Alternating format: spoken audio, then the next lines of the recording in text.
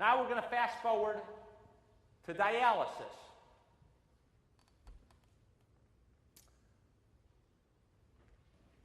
Wilhelm Kolff, a Dutch researcher who had turned out invented the first functioning kidney dialysis machine in 1943. 1943 was an amazingly important medical year in the midst of a war.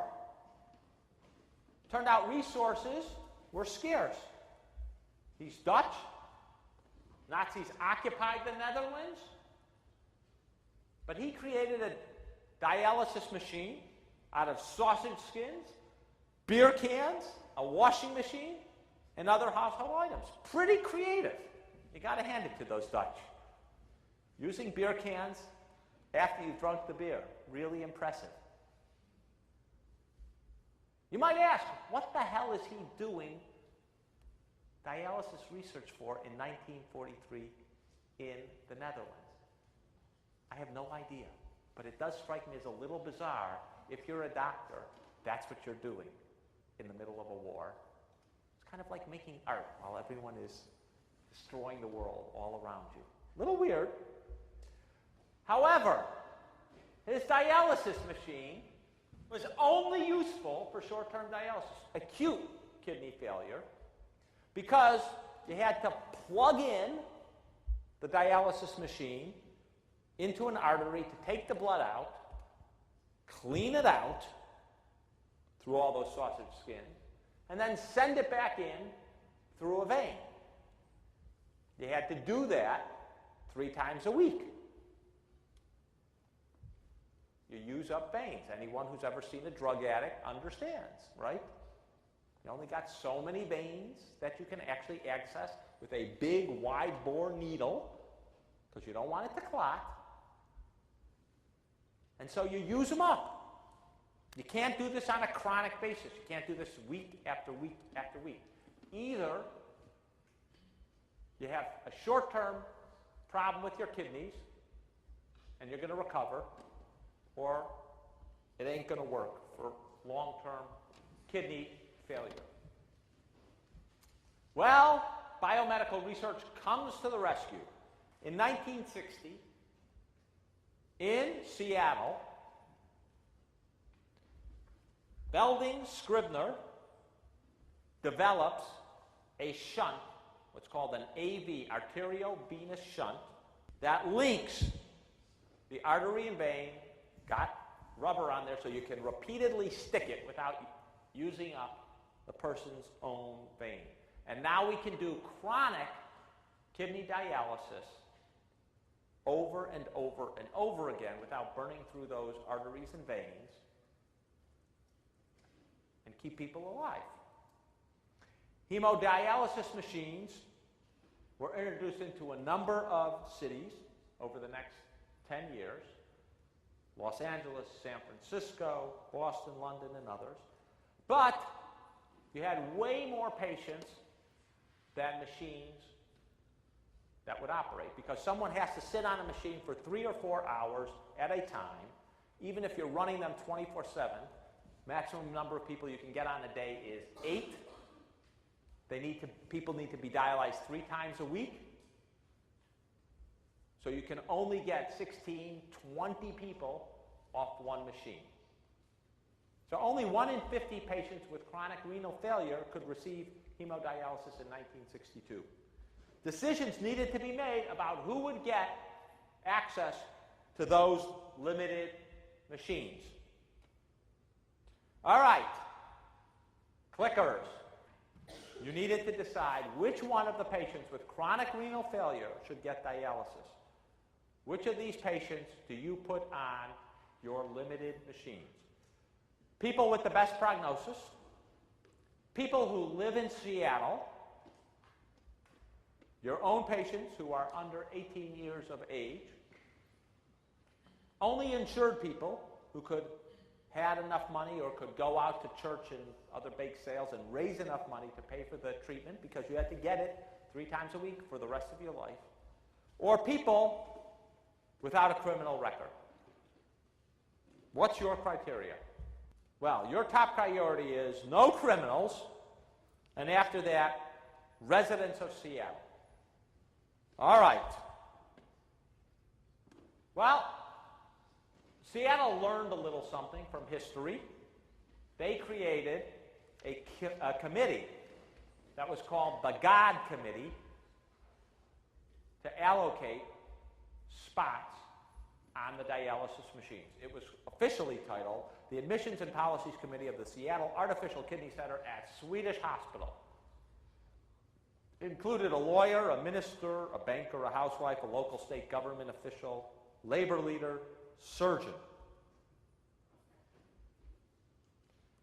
Their guiding principles were the following. Residents. That person had to live in Washington State. What do you think about that? Second criteria they had was a moral worth criteria. To what extent does each patient deserve the treatment? And their criteria for deserve was, what was their occupation? Were they religious? Did they go to church? How educated were they? Were they wealthy? Did they contribute to society in a meaningful way? What was their past contributions? And do they have future potential? And were they of good moral character? What do you think about those criteria? Anyone against churchgoers? It's all subjective, and it's based upon the 7 people or whatever sitting on that committee. What do you mean it's subjective? I can bring occupation. No, I mean, I can go through each one of those and give you an example of why it's subjective. Without education, you can't have necessarily as good an occupation. And who's to decide whether or not someone who collects trash is of any lesser value than someone who treats patients as a physician? And you can be a moral person without being a religious person, and so on and so forth, So it really becomes entirely subjective, much more so than residents in Washington State. At least that's a little bit more objective in the sense of drawing borders. So you don't like moral worth? I think it's biased because the people on the committee are more likely to think like the lawyer will think, oh, that's the most worthy occupation, we should say the lawyer. Or the surgeon will say, oh, that's the most worthy occupation. I did notice that a bunch of 22-year-olds thought Melissa ought to get the liver, however.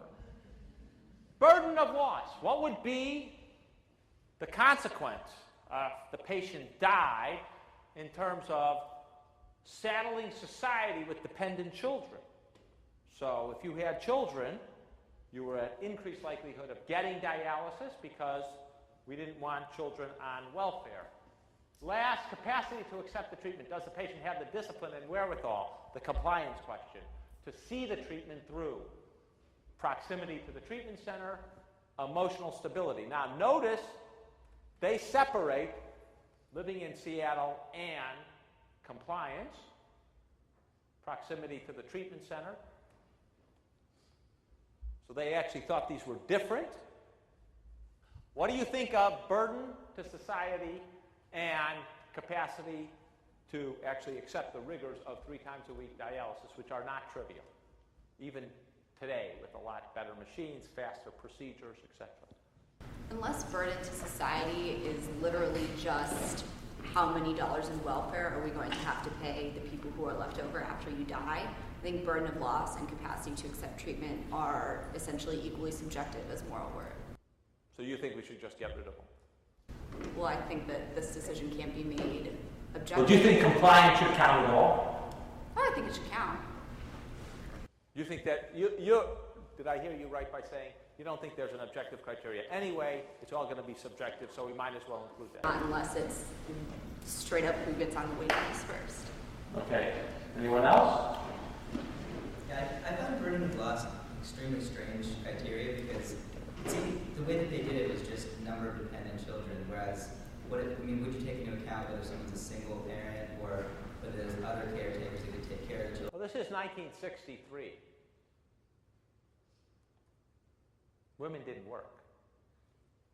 Well, so you could take into account if you wanted to do it this way. You could take into account whether there were grandparents available that could take care of the children and so forth.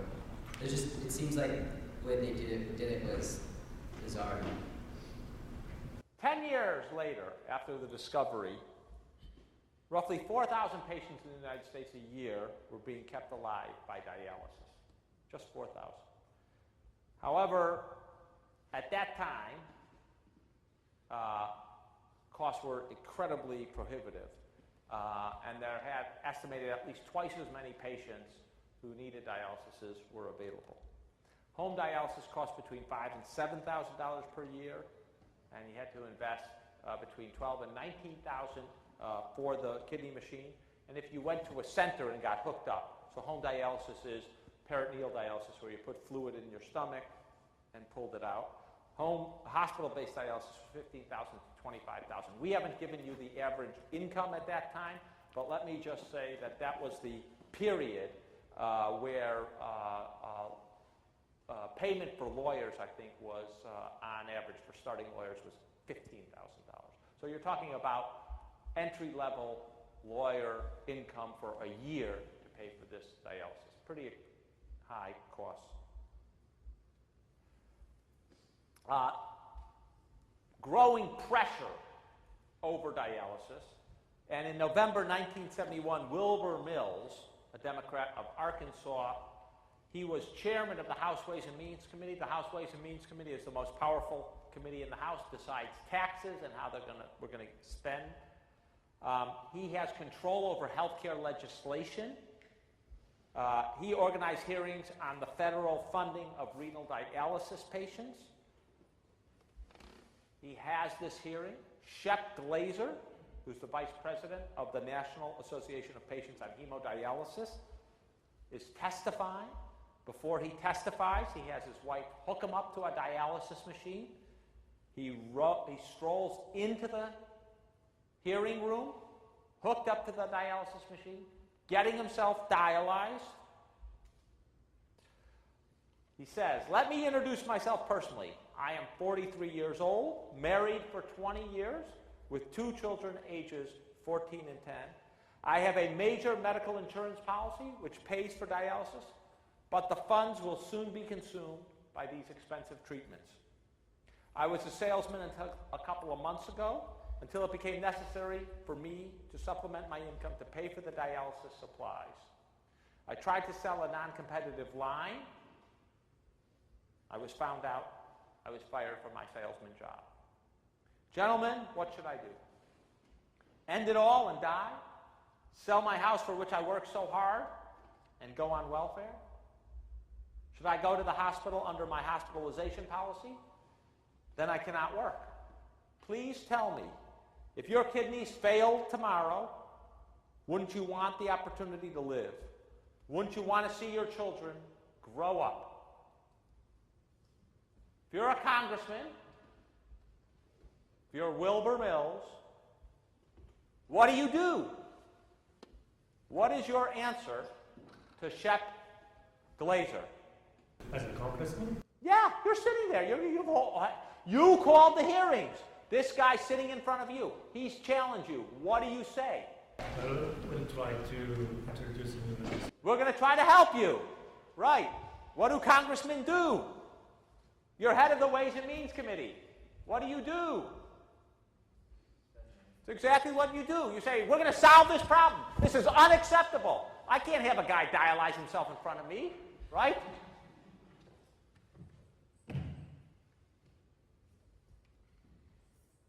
But if you pay for Shep Glazer's dialysis, then why shouldn't you pay for the diabetic's insulin? Or the cardiac cripple's bypass operation? Or the hemophiliac's injections? Or a bone marrow transplant for a leukemic? Is there anything you won't pay for if I happen to do it in front of you in Congress? So if Shep gets his dialysis, and I happen to need a bone marrow transplant, what's your answer to me? Oh, I'll write you legislation. Well,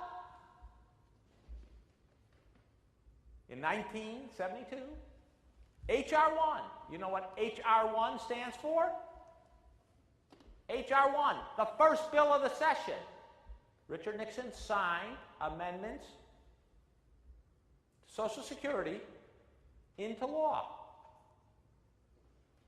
Right?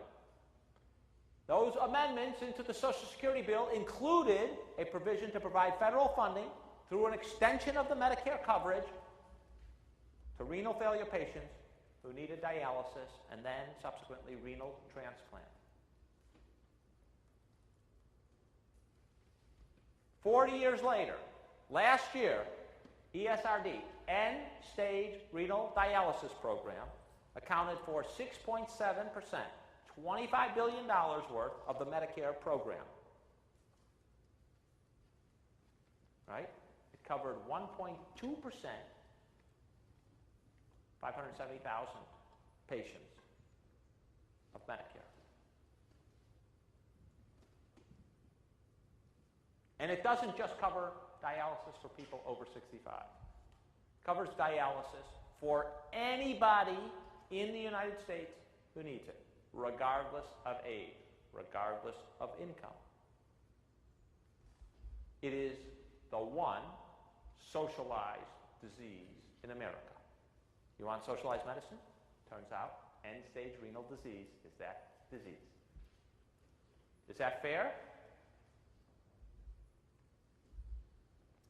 Is Wilbur Mills's response to Chet Glazer's dialysis fair? Well, we're going to come back to the dialysis case next week, and like a bad penny, it'll reappear. The liver case will reappear.